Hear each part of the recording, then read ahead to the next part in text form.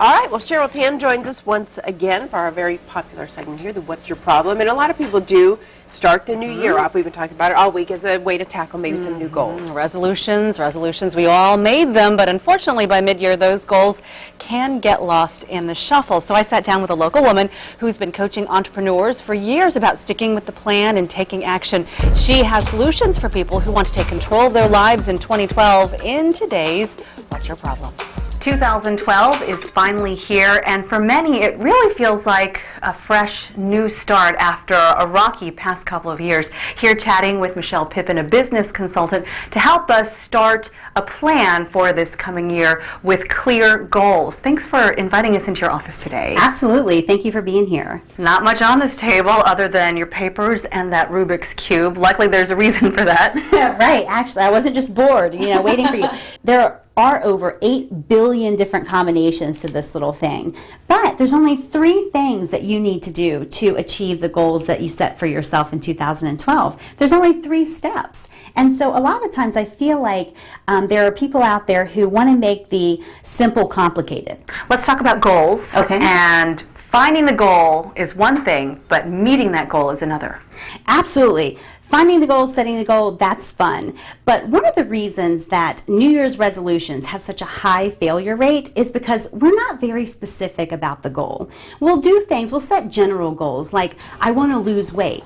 Well, we need to set specific goals. I want to lose X number of pounds by this date. We need that plan of action, right? So that's what takes the goal out of the daydreaming, sort of pie in the sky, this is what I'm going to create in 2012, and into your reality. So do you have a plan of action? We need to look at the goal and say, what will it take for me to achieve this goal, and start to work backwards.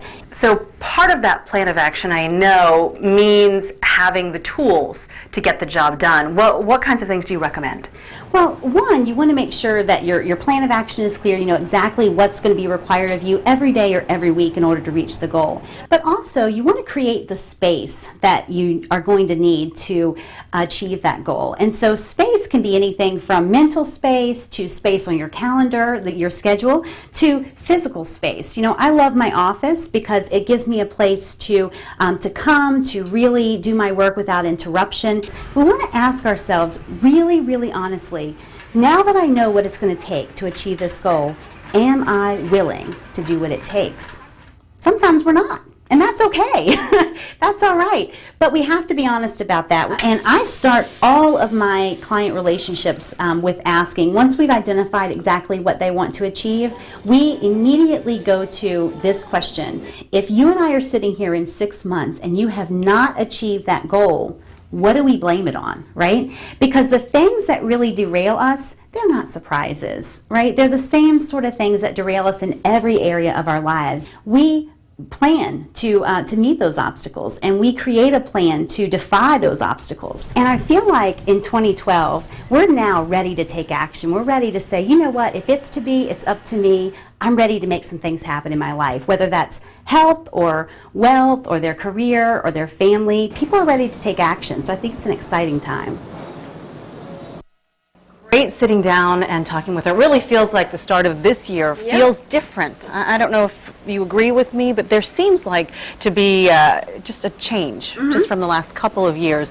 What she offers is accountability, and I think the last question she asked is, if we're sitting here in 6 months and nothing has changed, what's the problem? And if you kind of address that right in the beginning, get rid of it in the beginning and figure it out right at the start, and then maybe you can make steps to make changes by the time that you want it. She's also planning a conference in Chesapeake in March to help budding entrepreneurs figure out what they need to know to do business at Hampton Roads. For more details, we're going to link you to her website at thehamptonroadshow.com. Some people might be hesitant to get a coach, but I mean, if you would get a coach for sports, why not for life or for those goals? Very interesting. All right, thanks, Cheryl. Happy New Year. Happy New Year.